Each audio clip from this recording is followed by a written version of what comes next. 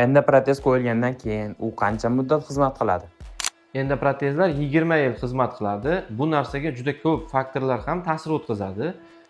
Endoprotezni ishlab chiqaradigan zavodlarni o'zi 20 yil garantiya beradi, lekin bemorni yoshi, vesi, og'irligi va ko'p og'ir mehnatlar bilan shug'ullanishi yoki ko'p travmalar bilan ishlash yoki sport yoki har xil belgilangan qoidalardan tashqariga chiqish endoprotez muddatini kamaytiradi.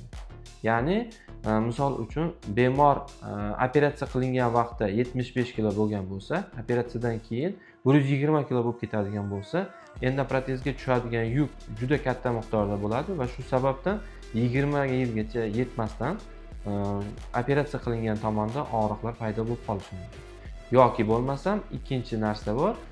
Endoprotez o'tkazgandan so'ng bemor og'ir qanaqadir sistemli kasalliklar yoki bo'lmasa og'ir virusli infeksiyalar bilan kasallanib qolsa, u endoprotezni xizmati kamayib ketishi mumkin.